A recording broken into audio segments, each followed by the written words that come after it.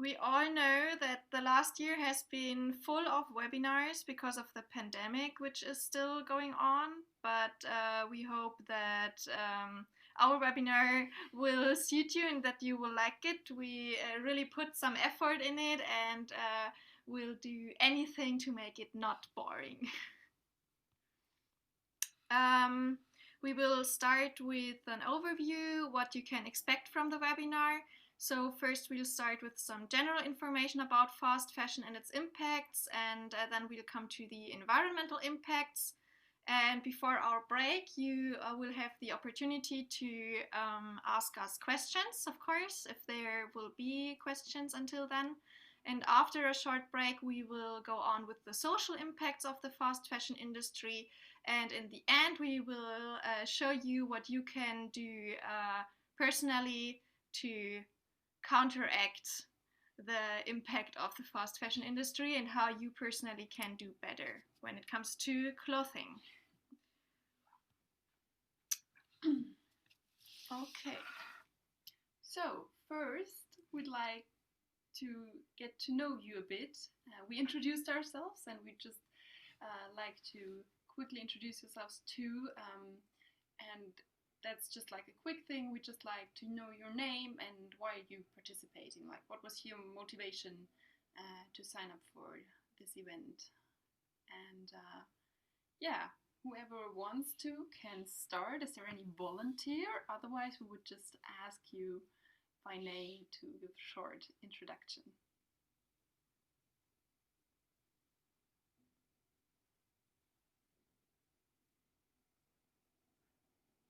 Okay, Manu, would you like to introduce yourself quickly? Yes. Sorry, my camera is off. My name is Manu. I live in Tartu as well. I'm a PhD student, and I have some connections with Fridays for Future Estonia, or Fridays for Future Tartu rather, because sometimes I go on strike with them. That's how I heard about this event, and I also know you two personally.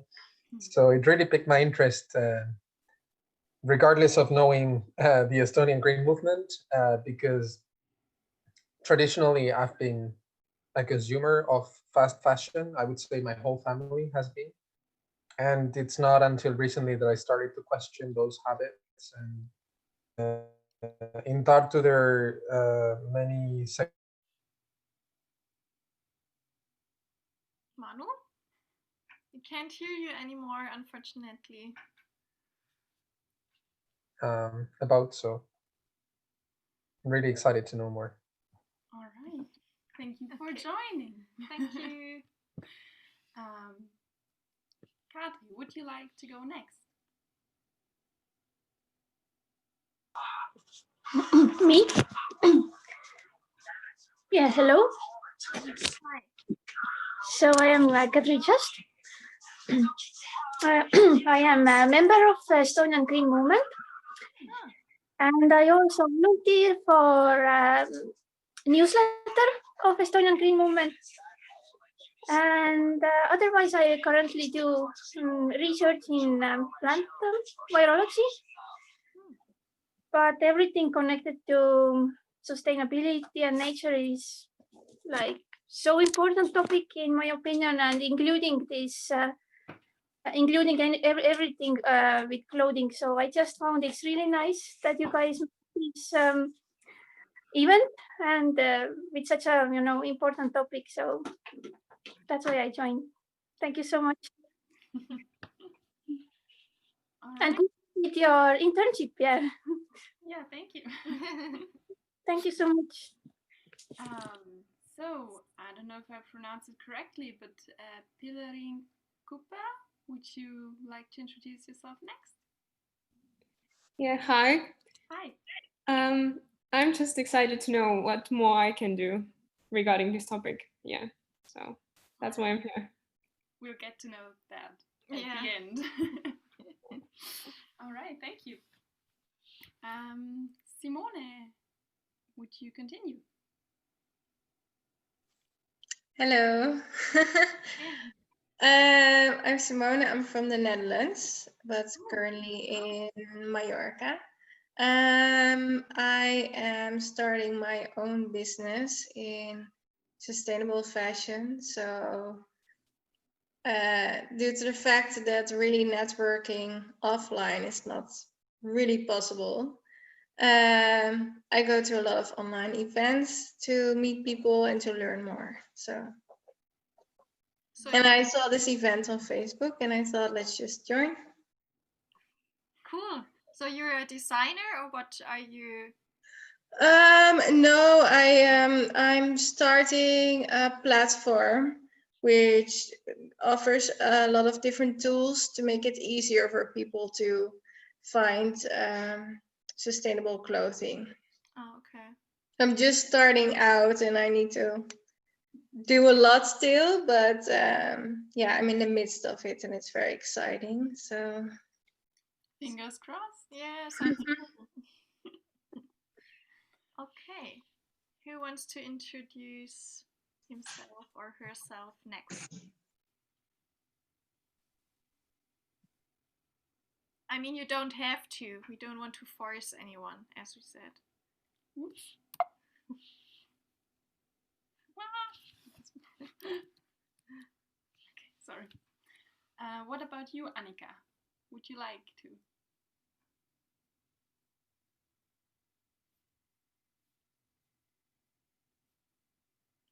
Okay. Take this as that as a no. Matilda, what about you? Hi, I'm Matilda. I'm from Germany, and I'm Tabea's sister. So I heard about the meeting by her. But in general, I think it's a very important and interesting topic. Yeah. Thank you. Okay, so anyone else, or no? I think that was everyone, right? Yes. Okay, perfect. So the next thing we are gonna do is please open the link in the chat and put your name in one of those gray boxes to the right, and then you can put the box on the place where you are at the moment, or where you come from. But as we have participants from the Netherlands and Germany and no, it was Mallorca, right? Where you are at the moment. So you can just write the country you can also in the box with your name, if you like to.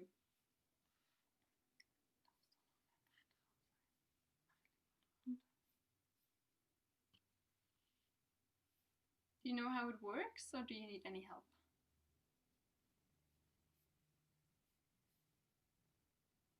Kannst du vielleicht gucken, ob er dir Google Drive, ob sie es macht? Und aktualisiert sich das dann hier von selbst?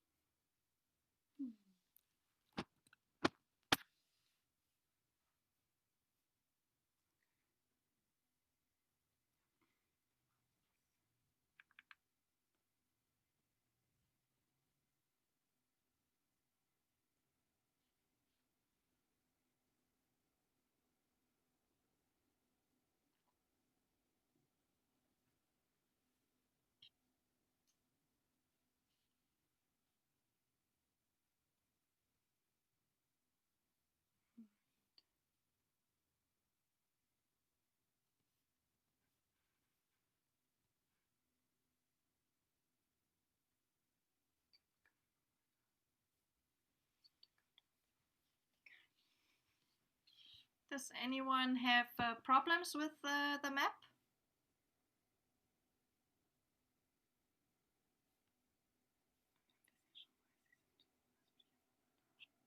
Okay, then we just go on and get to topic.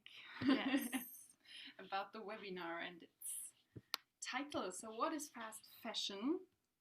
In general, you can say it's mass production of cheap, disposable and low quality clothing. There are countless collections every year. You can like go into every store and have a new, I don't know, t-shirt every second day. And we were like, when we did our research, we were wondering why is it so successful, and that comes because of the cheap prices. That comes to a cost, and that's also why we chose the title, because someone somewhere is always paying the price. And as you already knew from our schedule, we would talk about the environmental and the social impacts. And talking about t-shirts, for example, if you go into a store and it costs €3, that's not showing the real prices of the human labor that went into it or the environmental work. And a sustainable t-shirt, for example, comes up to €30. So that's like showing the real and true cost. And also, it's like you wear it maybe a few times and you throw it away because maybe it's also bad quality, and that also comes from this cheap production. Yes, so I really struggle with this PowerPoint. The general impact, and why we chose this topic, is because its impact is huge. It accounts for 1.2 billion tons of greenhouse gases every year. That's more than the shipping and the flying industry together. And it accounts for 10% of the total carbon emissions because it's the second largest industry worldwide. So if we change something in that system, it actually might help. And it's also the second largest polluter of freshwater globally. So we really have 3 points that show the bad impact. And just to give you the irony of it, at the moment there are more like garments produced every year than all humans could wear together. And the production is likely to double or triple in the upcoming years. So it's really crazy, and that's why we wanted to get deep down into this topic. Yes. So we'll look at the environmental impacts now. In particular, we'll look at the transportation, the materials, the waste accumulation, but also the soil degradation and rainforest and forest destruction. And of course, also that's a huge topic, the water use and the water pollution that comes with the fast fashion industry. First, I will show you. Oh, there's someone else wants to join. Okay.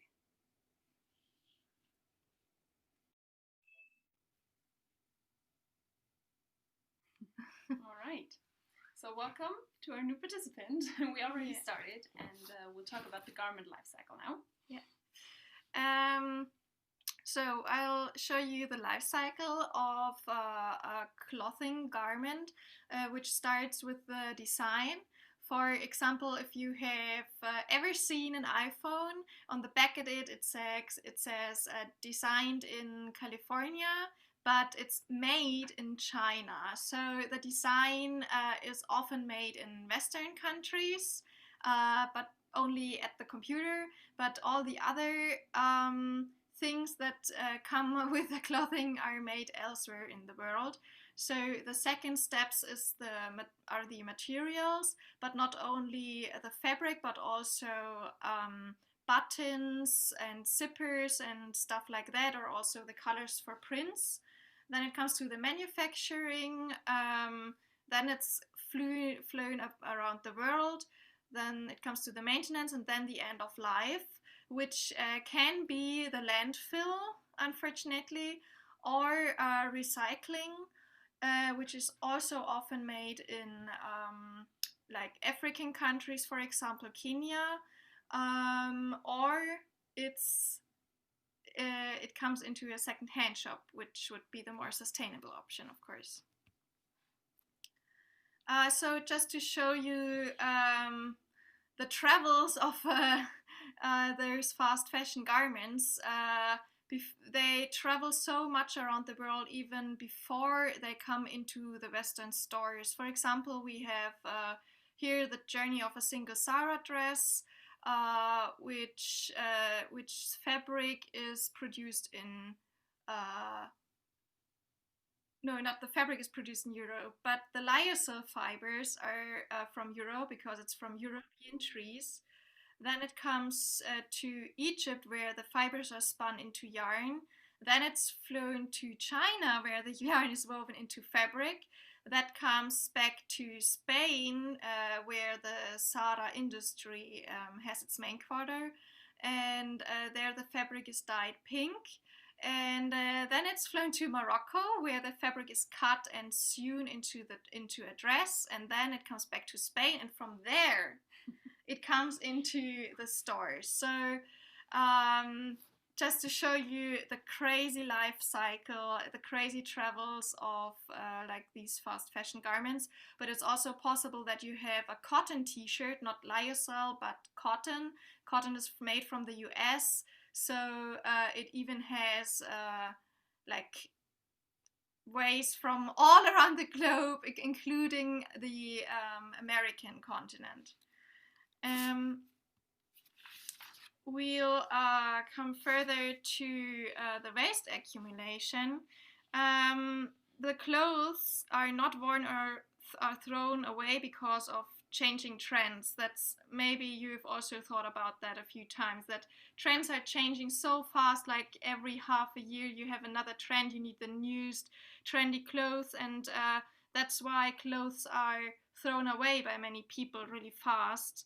And the cheap prices and the easy accessibility of these fast fashion garments make it easy for people to buy new things, and the advertisement also constantly says people buy more clothes. So, still another person. Welcome. Welcome. It's really crazy. Like one Western family approximately has a clothing waste pile of 30 kilograms a year, and globally there are over 92 million tons of clothing waste produced a year. So the waste accumulation is really a huge problem. Also because of the materials that the clothes are made of, because they're mainly synthetic. Around 65% of textile fibers are synthetic fibers, like polyester or polyamide or acryl, and their production is very, very energy intensive, and that's also where this large footprint of greenhouse gases comes from. Because if you compare it, you can see linen or viscose or wool or even cotton is less energy intensive than polyester production. Yes, and the production of these synthetic materials took up to 98 million tons of fossil oil in 2015. And in 2050, just like let the number drop, 300 million tons will be used for that. And that's like huge energy for them being thrown away after being worn twice or 3 times. Polyester is not only bad for the environment, it's also not good for us. It's non-breathable. Our clothes, we sweat more. That's just like it's more stinky. Yeah, that's just like one aspect, but that's not what we're focusing on here. It's non-biodegradable, which means if it gets thrown into a landfill, it might be burned. But if it's not burned, then it might also end up, because the landfills are often near oceans, in the ocean. And yes, clothes, the fibers of synthetic clothes are the main source for microplastic pollution in the oceans. And that not only comes from the landfill, but also from washing your clothes, because these tiny, tiny fibers get loose, and then with the water, they are released into. With every wash water. cycle, you wash it into the sea. But we have a solution for that, and we will come up with that later. So stay tuned. Yes, and also, of course, as these materials end up in the ocean, they enter the marine life, and as some of us might be fishing and might be eating fish, it comes back to us. So we really should work on this toxic cycle, because it's not healthy for None of us. It ends on our plate. Yeah. Another thing that one might not immediately think of if you think about textile production is soil degradation and rainforest destruction. And this is due to overgrazing, which comes from the goats for cashmere, for example, or sheep for wool. The chemicals that are used in the production, for example, cotton, that's a huge amount of chemicals is released and of course gets into the soil and into the groundwater and everything. So that leads to soil degradation. And the rainforest destruction comes from the fiber production, because rayon, modal, and viscose, they're like sustainable, promoted, but they're actually destroying like old grown trees mostly. And during the process of extracting, 60% of the tree is lost, and you use like only 40% to get your fiber that you then can weave into a t-shirt or jeans or anything. So even though these options would be biodegradable and not toxic, it's still a problem because of the amount of clothes that are produced this way. But in general, they're better than polyamide and etc. But the crazy amount of clothes that we produce makes that also unsustainable. That's the problem. So the next chapter will be about water use and water pollution, and for that I want to show you the trailer of a really, really interesting documentation which is called River Blue, and I will also show you another scene from it later, but for now I want to show you the trailer, and you have to tell me then if you can see it if I change it now, because we talked quite a lot, so we will give you a short break and let others do the talking for us. Do you see it?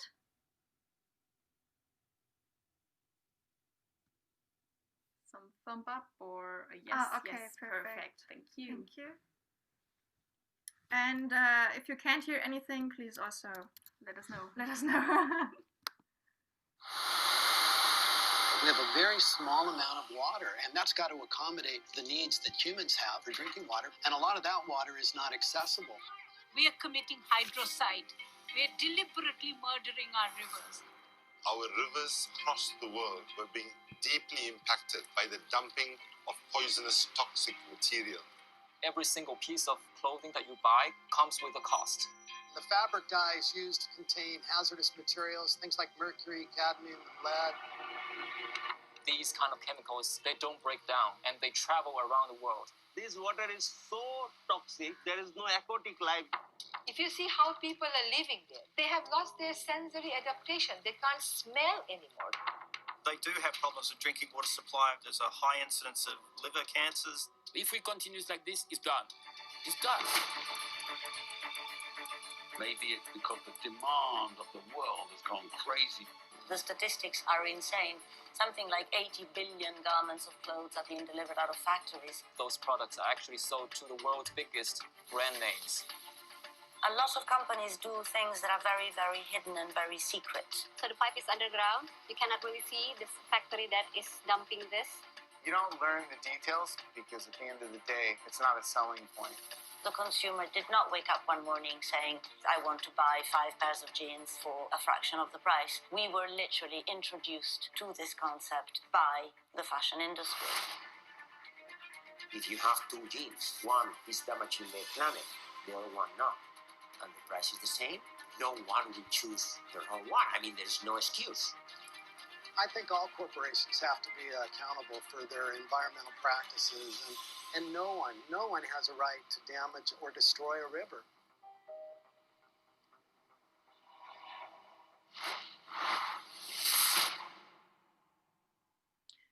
Which river blue? And we would totally agree to the last sentence. Nobody would destroy a river. Okay, let's get back to the presentation. So, let's come to the water use.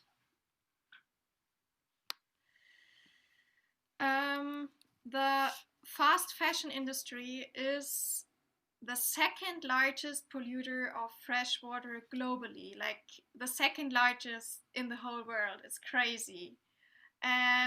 79 trillion liters of water are consumed worldwide by the textile industry, and the cotton production for a single shirt needs between 3,000 and 20,000 liters of water. And I calculated a little bit yesterday. So for a comparison, if you were to drink 3 liters of water every day, which you should do, it's healthy, it would take you more than 18 years to consume 20,000 liters of water. Like, just to let you know what 20,000 liters are, because it's such a high number, we can't really imagine how much that is, but it's super much. And in countries with textile production like Bangladesh and Pakistan, groundwater levels are already sinking, which threatens the agriculture and the drinking water supply in these regions, which is a really, really huge problem in some areas of the world. And for example, for the cotton production, there are many, many pesticides used, like, except it's organic cotton, of course. But when it's normal, conventional cotton, there are super many pesticides used which get into nature and the drinking water, which also harms the animals and the humans who live in that region. But the chemicals do not only harm us, harm the people there, but they also harm us, which leads us to this picture. The chemistry used in the garment production, for dyeing, is distributed in the rivers without filters into freshwater resources like rivers. And for example, in China, the situation is really, really drastic, because 70% of all rivers in China actually can't be used for drinking water supply, but people use it anyways because they don't have another choice.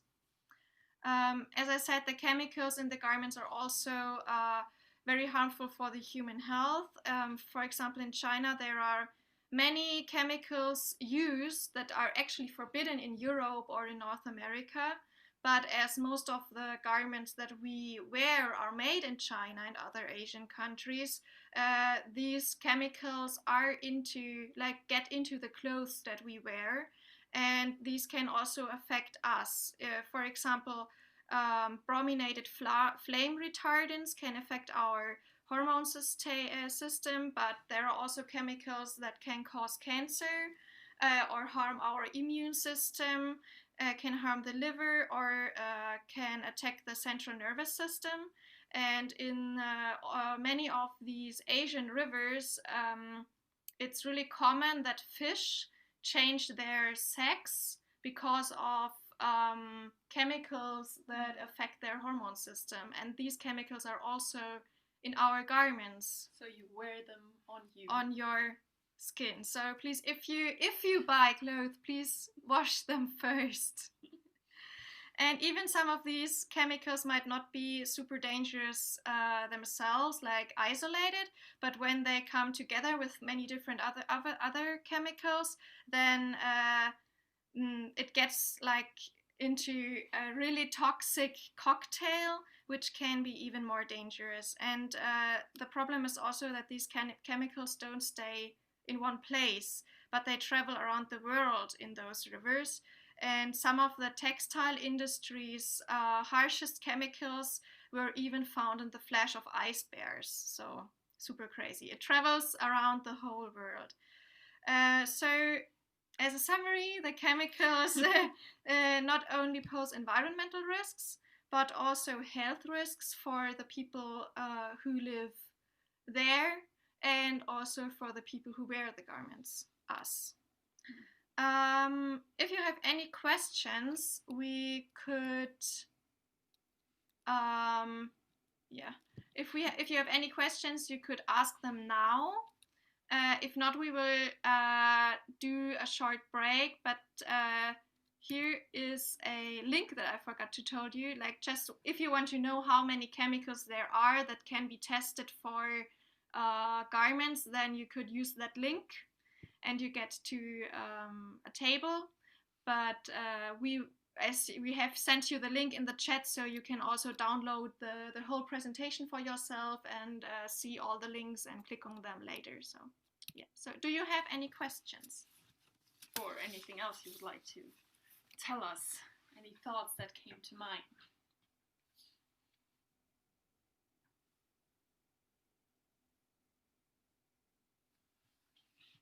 Okay. Then we will make a short break, like maybe some 5 to 7 minutes. You can get yourself some water. Yes. And yes, we will then start talking again. So please leave. Don't mute us, so you will recognize when we start again. Yeah. And see you in a bit. Yes. See you for in part 2. 7 minutes, like 17. Okay. See you.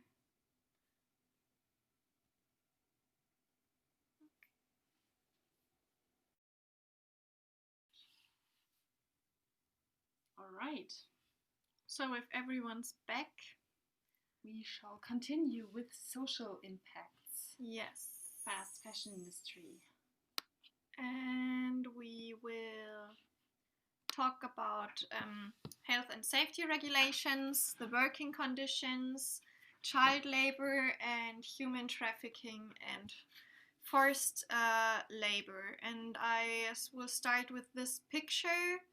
Does anyone know what that picture? No, we have the title here, so the question doesn't make sense. So it's the Rana Plaza in Bangladesh, but I think that some of you maybe have recognized it because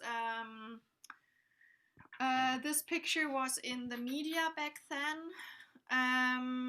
It was a huge catastrophe of a textile company which collapsed because there were not enough safety regulations, and even though a few days before the collapse there were recognized some cracks in the walls, there was nothing done, and there died over 1,000 people and 2,000 people got injured. So yeah, so the fast fashion industry really often lacks important safety regulations for their workers. They are also often barred from eating, from using the bathroom or taking a break, and the employees usually work without enough ventilation, and they also breathe in toxic substances which are in the clothes, which we have already explained before. Or they are also inhale the microfibers of the clothes, and there are many accidents, fires, injuries, and diseases. These are all really frequent on the textile production sites, unfortunately. And on top of that, clothing workers regularly face verbal and physical abuse. In some cases, for example, when they don't meet their unreachable daily target of clothes that they sew, for example, they are denied breaks or are not allowed to drink water, or they will have to pay for that, or they will get less money. The workers are also taught to lie to auditors who sometimes come to check the fabric walls and the safety regulations, but if you tell the auditor, okay, there are no safety regulations, when you tell them the truth, you risk to be fired very, very often. Yes, so Laura mentioned the unreachable working condition, not unreachable targets they have to produce, but that's not the only thing they suffer from. They also get like almost paid nothing. And mostly these workers are women. We have 1 out of 6 people around the world that work in the apparel industry. That's like a lot. 80% of these workers are women, and 98% don't earn a living wage, which is also shown on this table, where you can see the colored like amount of money is what they get, and the bluish one shows what the minimum, the living wage would look like. Living wage is, by the way, a human right according to the UN. So they really are exploited and suffer from human rights violations. And to mention, so like avoiding fast fashion or buying ethically made fashion is also really feministic in a way, because 80%, as you said, of the workers that are exploited in there are women. So I often see people who say they're feminists, but then they buy super cheap clothes. H&M, Zara. Yeah, so yeah, that's also a thing that one can think about. Yes. Yes. And we mentioned all the bad working conditions, and it gets even worse, their situation, because they're not even allowed to stand up against it. They're often prohibited to form a union and to fight for wages or safety regulations or health insurances or anything like that. And in some countries, for example, Thailand or Malaysia, it's lawfully forbidden to form these. Yes. And let's come to the working hours. Laura mentioned the unreachable daily target. Living the life of a textile worker means you have a 7-day week and you work 7 days a week. And I just did some calculating too. You can see it on the sheet. A week has 7 days with 24 hours. That makes 168 hours. And they have shifts from 14 to sometimes 16 hours a day. That makes 98 or even more hours a week. And if you now like calculate, you come to 17 hours that they are left for free time, but that means they have to cook in that time, they have to sleep, they have to eat, maybe they have family they have to care about. So it's really crazy exploiting, and you can see on the pictures people are tired and they're really at their limits, because often they have to work overtime too, which most likely will not be paid at all, but they also cannot refuse to pay to work overtime because they might get fired if they don't. Now there's an argument that it's better that they like at least work that hard and earn that less, but they have a job and they can supply their families with the less money they get. Yeah. So like the argument is if the fast fashion industry wouldn't exist, they wouldn't have any job, so that's better than not having a job. Like, yes. So better be exploited than like have a don't have a job. Yeah. But the system is sick, which was also shown by Corona this year, because of course as globally the industry shut down, basically the textile industry also shut down a bit, and there were no more orders for these textile workers, and there were no payments at all. So that really put them into an existential crisis, and just in 2 months, from March to May 2020, this year, the world's 50 million garment workers lost wages that accounted for $5.78 billion US. So you can just imagine the amount. That's like every one of these workers gets paid shit. But in total, it's a huge amount that is traded for that. And there was a survey, and 1 out of 30 surveyed Bangladeshi garment workers reported that their children didn't have anything to eat in May because they ran out of money, the less money they got.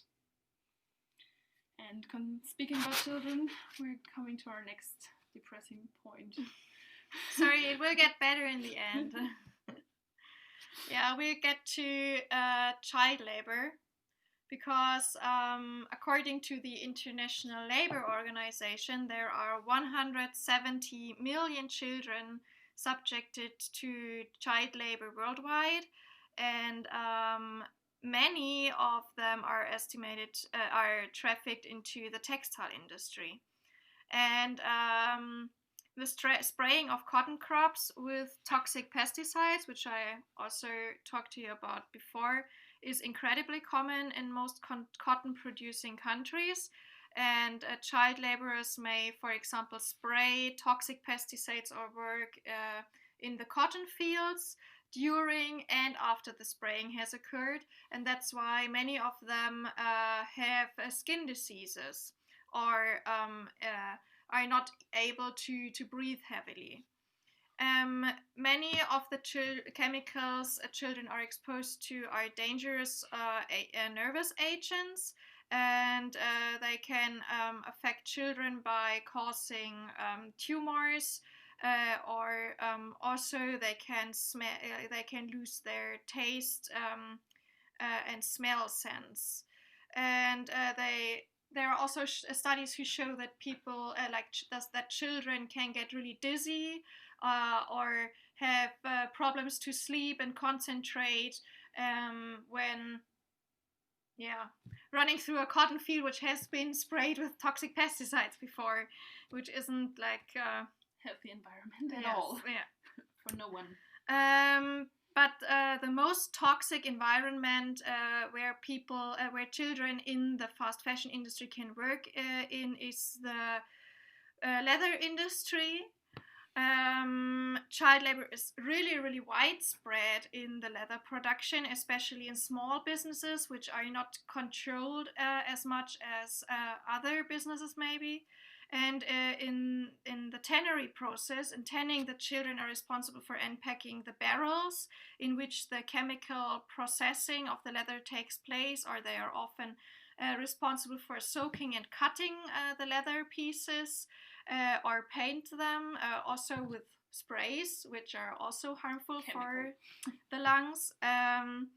Or they sort the leather by size and quality. And because the leather industry really often causes air, water, and soil pollution, the health of children who not necessarily have to work in the business, but who just live nearby or go to school nearby or have another workplace nearby is really at risk. And that's why, what I've said before, there are many skin diseases are really widespread.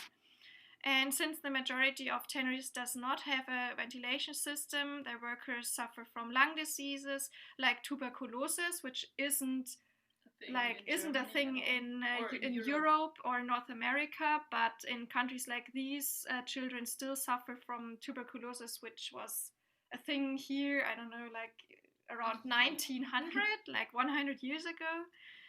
And malnutrition and worm diseases are caused by poverty and poor sanitary conditions, also polluted water, and the lack of drinking water again, because of all the chemicals of the tanneries are sent into fresh waters around. Yeah, the groundwater.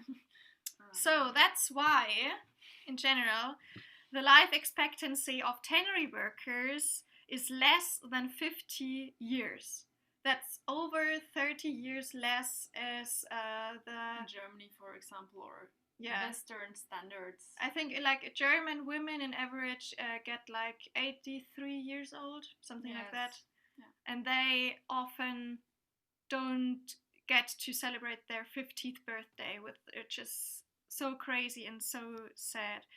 And children are also exposed to accidents with machines or acids, which are used in the tannery production process, and the hard work also does not allow for free time or doesn't allow them to go into school, of course. We have another short film To add, at first, an example of a boy who works in a tannery in Bangladesh, and he had an interview with an organization who works against child labor. So they had this interview on their webpage. And I will quickly read it out for you. My name is Noah Kali, and 1 year ago I moved to Dhaka with my uncle and cousin. In my village, I graduated from primary school, and that was the end of my education. My uncle asked if I would like to work in Dhaka, since I had nothing else to do anyway. My father was ill, so I went with my uncle. My father died last month. My brother shaves leather in this tannery and got me this job. I iron the leather so that it dries and has no creases. I work from 8 a.m. to 5 p.m. and earn 2,000 taka, that's about 20 euros, per month. After work, I go to my cousin's house. There I pay 1,300 taka every month for the rent and 3 meals a day. I also send money to my family. Super crazy that he even has something left that he can send his family. Yeah. That's what first thing I thought about, like, but how much do you have left for yourself? Crazy. So, as Tabea has told you, I will show you another scene from the film River Blue.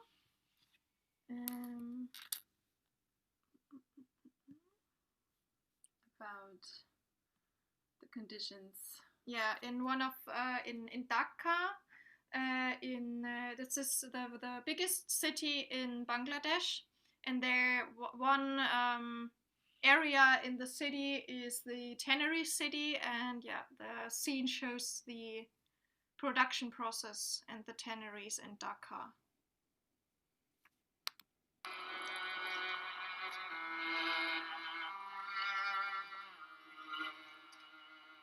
Much of Dhaka's pollution problem emanates from this area of the city, Hazarabad, home to more than 200 tanneries. This is ground zero for a lot of toxic waste. Raw material enters through the doors of the tanneries to be transformed into wide swaths of leather that will be shipped out of the country and used in the manufacturing of shoes, purses, and other leather goods. What ends up on the fashion runways and in many of our own closets has its noxious beginnings in this filthy section of the city.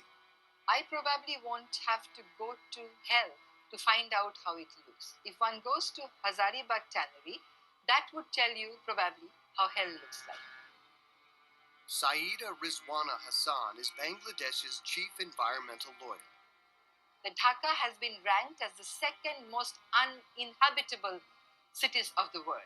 And this extremely hazardous export-oriented industry is actually contributing to that process of making Dhaka uninhabitable. I would say even 15 years back, the river water was usable. You could still boat on the river without having that bad smell. We saw a living river, what is now being described as a biologically dead river. And what is more frustrating for us to see is, despite all the movements to save the river, despite the court coming forward to protect the river, the condition of the river is deteriorating with each passing day. If you visit those rivers in any day, you'll find that different color, blue, red, black, all directly going to the river. Pinaki Roy is following a lead on a story he's working on, taking him inside one of the tanneries in the Hazarabad area. Normally, cameras are not allowed in, but by focusing on Pinaki the reporter, we're able to capture a seldom-seen view of what goes on behind the walls of a typical tannery operation. Tannery workers or textile dye workers who have been dealing with those chemicals directly, they're touching those chemicals in bare hand without any gloves. A lot of underage children, like below 18, they work here, and many of them do not have even boots, gloves. They complain a lot, but they think this is their fate. Now they have a tea break, like working break. So after the break, they are having their little snacks in bare hand without proper cleaning. So in this way, maybe they consume a lot of chemicals. I've been doing this for a few years now, and time to time I keep on visiting, and I feel it's awful.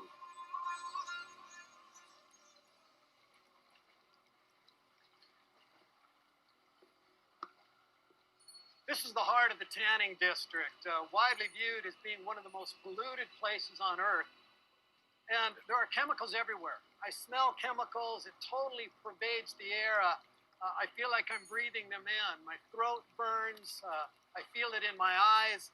So this is not a healthy place to be. And yet there are 180,000 people that live around here. Almost 20,000 work here in the tanneries and get exposed to this every day. If you go to the Hazaribagh tannery, if you see how people are living there are small children who are passing through the tannery area every day to go to the school, and they have lost their sensory adaptation. They can't smell anymore. It's totally gone. The physicians said people often come to them with gastric, with ulcer, with chest pain, and obviously with skin diseases and some diseases like cancer. So they are suffering a lot. Local people won't complain because they know that even if they complain, there is hardly any relief. But I think the consumers have a big role to play there, because your consumption pattern doesn't have to be responsible only. You have to make sure that it's not exploited. Ta-da! And with this big message, we'll come back to the presentation. And to sum it up, if you buy stuff from the fast fashion industry, you might be supporting child labor, you might be supporting these working and living circumstances. And our next point is you might also be supporting forced labor and human trafficking. There are 14.2 million people worldwide who suffer from that. And trafficking is the third largest criminal industry in the world. They earn about $50 billion a year. And clothing manufacturers is one of the sectors with the most human trafficking because they have this lack of transparency. We mentioned the audits, where they are forced to lie to the auditors about their working conditions. And yes, so there's a lot of underground networks that can just continue their business. To give you some examples, in India, they catch people with fake apprenticeships, and afterwards it turns out that they have to work 10 to 12 hours per day in poor conditions for very little pay, but they're just stuck within that apprenticeship. The contract. In the contract, yeah. In the picture you can see the woman in the cotton field. That's in Uzbekistan, which you can also see on the map. It's the pinkish colored country. And this is a very disturbing example because there the government actually is forcing the people to work. Uzbekistan is one of the largest cotton exporters, and the government really relies on the money they can get from that. So they force teachers and doctors, they force children too, but that has like a bit gotten better because now they focus on their parents. Just think about it, to go in the cotton fields and pick the cotton for the government during harvest season. And another example I'd like to mention is Cambodia, where the government has established a specialized economic zone that suspends any labor laws or human rights or any system that could help against human trafficking, forced labor, child labor, everything we talked about, just to increase the profit by attracting foreign companies to work and produce there. So, a lot of information, most of them not very nice to hear about. Yeah. That's why we would like to. Yeah, we want to stop the negative vibes now and come back to better ones. Yeah, come back to the positive ones. So we would like you to think about where change could be coming from, and what you think we as consumers can do, what is within our power to somehow fight this system. And we would like to send you into breakout rooms for that, as we are 8 participants. I think we will make it 2 breakout rooms so you can discuss. Do you have to put the link into the chat for the answer garden? Wait, can I put the link in there if it's presentation? Yes, and the information we'd still like to give you is like there's 3 main actors: the companies, of course, the politicians, and the consumers, which means we sort of have influence. And yes, with this, where's the chat? Chat is here. So with this information, we would like you to go into breakout sessions. Please click on the link in the chat now so you have the answer garden open. And we would like you to think about ideas and write them down into this answer garden. It's really easy. You just write it in the top and then click enter. Yes, and we will give you some 7 to 8 minutes for that. You can exchange ideas, and yeah, we are looking forward to the ideas here. I would say that I think like 6 minutes are enough. Like, yes, okay.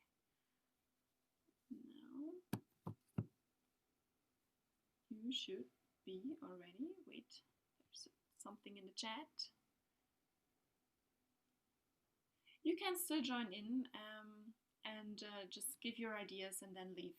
But thank you for joining, Simone. And yes, we hope you could take some valuable information with you from this presentation we made. All right, so are the breakout sessions on already? How can we see?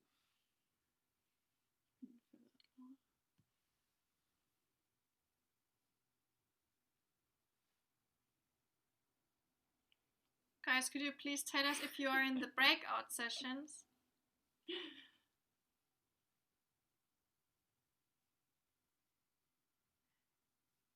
You're not. No, you're not. Okay. Thank you. Why not? That's interesting because I re-clicked breakout sessions, but we're somehow not able to start them. This is unexpected. Okay. So, but since we are only 8 people, 6 people now. 6 people. We might as well, if you feel comfortable with that, just discuss in the open here what you can think of, and we can also check maybe some of you have already written something down. We had one first suggestion, and yes, there's already some ideas on. You can just type some more down if you want to. We will give you some 2 or 3 minutes, and then we can talk about it together. And in the meantime, I will put the source on of that was requested, where I got the materials screenshot from. Yeah.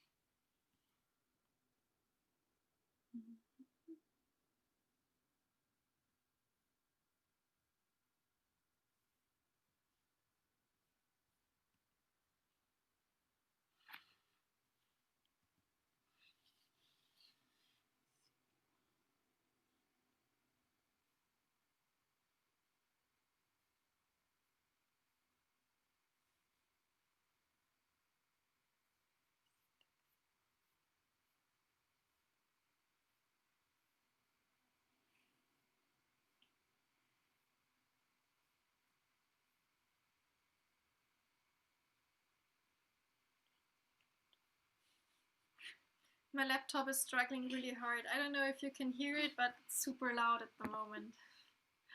There's so much going on. It's too much for him. Okay, yeah, you have to wait a little bit. Okay. Oh, I already. Perfect. Okay.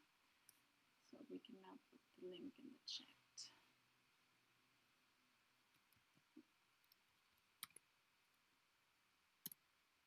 Ta-da! Oh wait, this was directly sent to her. Now you got No, the it's link. for everyone.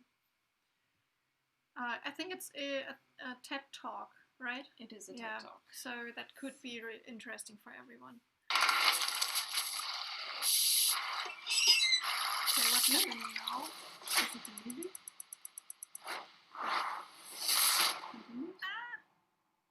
I don't know.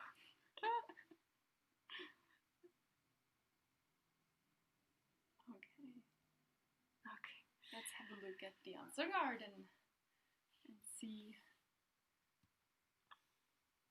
there was any new ideas. Aha. Thank you. All right. So there's already some of the ideas we also collected. Yeah. For why is there a question mark behind the ethical shops? Feel free to turn your microphone. Yes. It's mine because I don't personally know any. So I was just wondering, I guess there are some, but I just don't know them. So yes, and that's why you're here, because we know them. We can show you.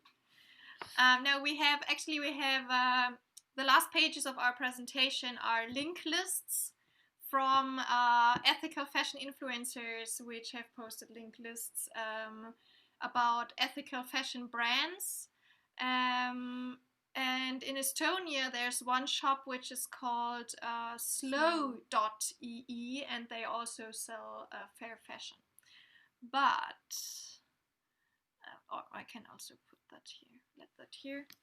So what we wanted to tell you is that in general, it's with all the consumption that is too much in the world, it's important to refuse things that you don't really need, but also reduce, and when you have things, recycle them. That's also like the slogan of all those plastic free or zero waste or less waste influencers. So refuse, reduce, recycle. Yeah, so that's, and you mentioned that already in the answer garden. So yeah, so that's great. Proud of you. It's really interesting that many of the people, like on Instagram or stuff like that, who are now promoting reducing the clothing that one has, or that are promoting ethical fashion instead of fast fashion brands, are often the ones who were really addicted to fast fashion before. But they got tired of always shopping and still never having anything to wear. Like everyone knows it. Like, yeah, you have a full closet full of clothes, but you feel like, I have nothing to wear, because you think it doesn't suit you, or it's not your style, or it's too loose or uncomfortable. Like it's fancy, but you never wear it. Sweat. Yes, like the plastic threads, for example. So what I really want to tell you is that having many clothes doesn't make you necessarily happier, but it will make you much, much more happy when you are happy with the clothes that you have, clothes that are your style, that really suit you, that are comfortable, that you like wearing, and when you wear them you feel beautiful and happy. So, but this will not be like cheap things that you buy every few months, which will go into waste because they're not trendy any longer, or the quality is so the bad, quality is so bad. Or many reasons. But before buying new clothes, it's really important to remember that the most sustainable clothes are always the ones that you already own. So just because you have a blouse now with polyamide or acrylic yarn, please you don't should just throw throw it away. Like it's always better to use the things that are also already produced, that have already been produced, or give them to friends of yours. Yes. Or to a second-hand shop, but just Yes. don't throw it away, because then it will end in a landfill, and then it will go to the ocean, then we'll eat it with the fish we eat. So yes, but if you worry about the microplastics, about these yarns Fibers and the and fibers, then you could buy a guppy bag. That's something I learned about really recently, which is a bag that you can put your clothes into, like underwear is often, like women underwear is often made from nylon or stuff like that, and then you can put that into the bag, and it will filter all the microplastics, and after the washing cycle you can just take the bag and put all the microplastic and fibers out of it into the regular waste, where it will into the regular waste not end in the but future. yes, but if you go shopping, please also always check the seams, if it's good quality, or whether they are already falling apart, which is often with these tank tops from H&M, I think. And love what you buy, and buy only the clothes that really, really suit your style. Buy less, but enjoy these garments better. And before you buy something, you should ask yourself, do I want this because I'm moody right now and I want to treat myself with something? Or do I really need it? And do I really love it? And will I enjoy this piece Wearing of it clothing for a longer time? And and maybe seasonal you trends. can also ask yourself, did I need it yesterday?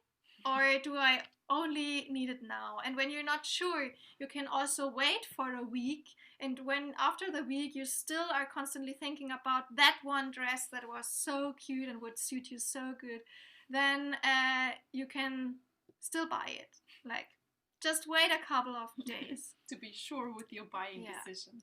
And also, if you go shopping, maybe go to, you mentioned the secondhand shops and the ethical shops. Because it's better than buying new garments. And you can also and upcycle your clothes if you have a sewing machine, for example, or you know someone who sews, or you can pay them for it. You can give your old clothes a new style and a new life, which is beautiful, I think. And what I also wanted to say about secondhand clothing, there are many people who think that it's disgusting to wear clothes that have already been worn. But if you think about it, it's much more, like, much healthier to buy secondhand clothes, because what we've learned about all the chemicals that are used, like when you in the production process of normal garments, the new garments are much more toxic than the secondhand ones, because they have been washed like 40 times. So they are really safer, especially when you want to buy something for children. It's much safer to buy organic clothing or secondhand clothing.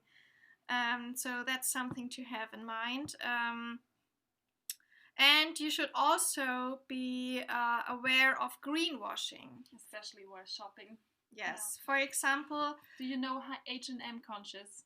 The Conscious collection, which I always joke about, like all the other things are the unconscious collection. Haha. Because H&M Conscious, I think that we not only want to bash H&M here, because that's just an example. It's really important that also the big manufacturers do positive steps. But what really bothers me with H&M is, and the Conscious collection, is that they often say, like, this garment is made with recycled plastics, like recycled plastic yarn, but they don't say to which amount or where it comes from or who made it. So that's also very important when you check like textile seals. If they only concentrate on the social aspects or only on the environmental aspects. For example, the Fair Wear Foundation, the seal from the Fair Wear Foundation only concentrates on the social aspects, but not at all at the environmental aspects, although the environmental aspects will affect people in a long term. So yeah, you have to really be aware of greenwashing, but we have written an article about that, and I have put that article also like linked in the link slides. In the links list. So what do you have left? What else? Yeah, support we had the fair fashion brands. Fair fashion brands is awesome, but also I think that's also like swapping clothes with friends. You can have like clothes swapping parties, but you can also, there's a new trend that is like renting dresses, or like if you have to go on a ball, okay, it's Corona, please don't do, but if you have to like really dress up for a special occasion, you can also like borrow it and rent it, and just make sure you don't, for one single occasion, buy something new that has been produced under all the circumstances we told you, and then be worn only once. But there's like in Great Britain, there's a trend going on. They have shops called Rent the Runway, and there you can rent high fashion designers clothing, for example. And I think in Munich, in Germany, there's also a shop like that, also for normal clothing that you can rent for 1 or 2 or 3 weeks. So let's hope. It will also come to Estonia, maybe. That would be really cool. Yes, I think. The last point is that you can also get active yourself, of course. Support, for example, and the non-profit group Fashion Revolution that formed after the Rana Plaza factory collapse, and other campaigns like that want to change the system, because we always have to be aware that we as consumers really have super much power, because when we don't buy these things, they won't be produced, but still the system itself will change much faster when the companies change themselves. So please get active. Tell your friends, post it on social media, all the information or the links that we put into the presentation, to raise awareness about this exploitative system, which not only harms the environment, but also the humans that are working in the system, and of course also us, because of all the chemicals. So I think that's everything. And we can show you just yeah, we can show you the link lists. Yeah, like films to watch, watch.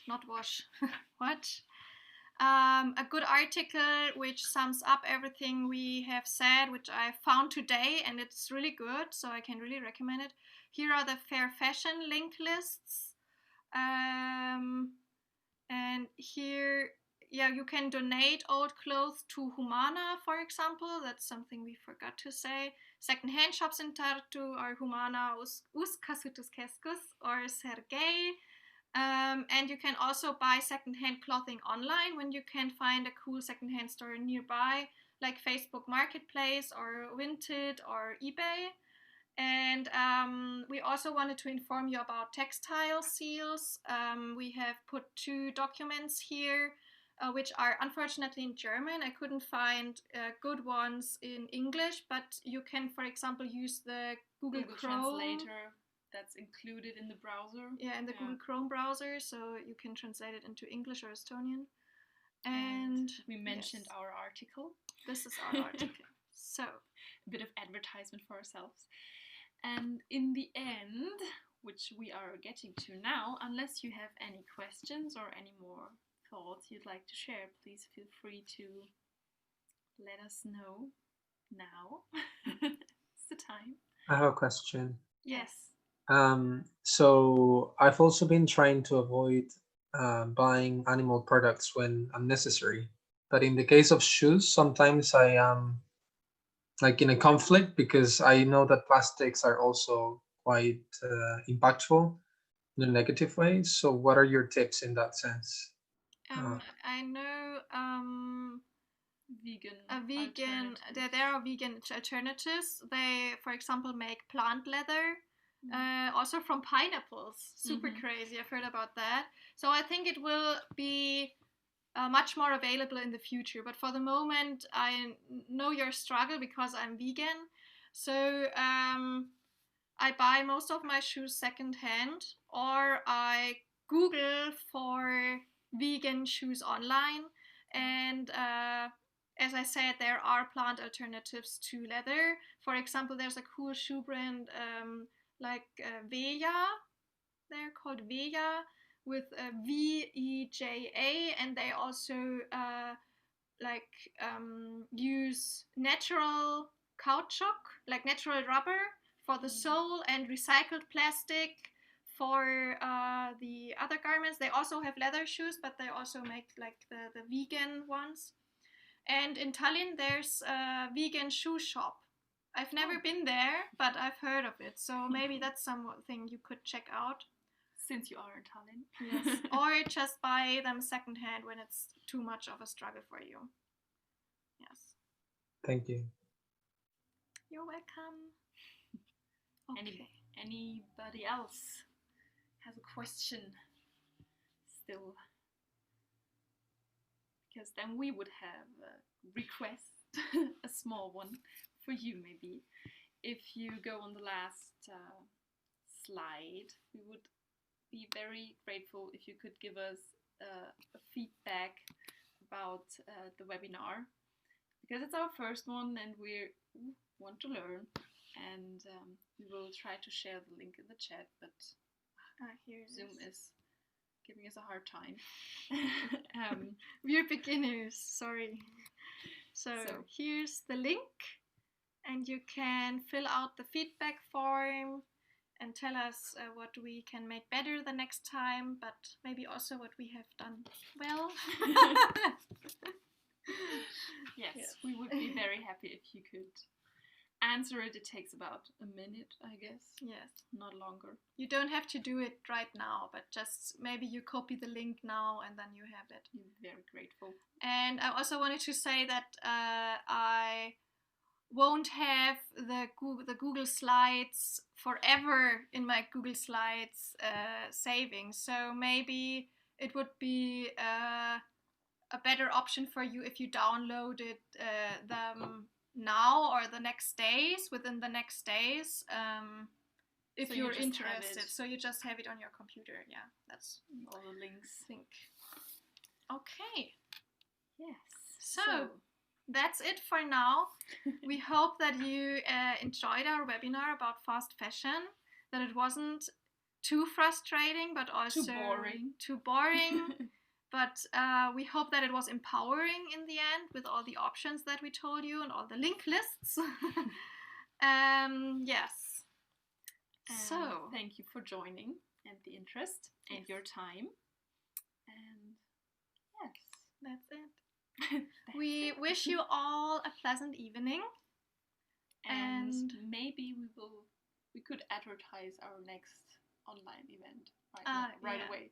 We will talk, it's a bit related, about minimalism and the minimalistic lifestyle on December 8th in the evening. I forgot the exact hour. I think it's also 6:30. Yes. And it would be an open panel discussion room. Like not like the lecture we did today, more experience and open exchange of thoughts. Like an open discussion round, something like that. So if you're interested, check the Facebook events of Eesti Roheline Liikumine. and you will find it there. Yes, I think that's it. So, again, once more, have a nice evening. Thank you for joining, and take care. Yes. And Thank you so much. Bye. Thank you. Bye. See you soon. Ciao.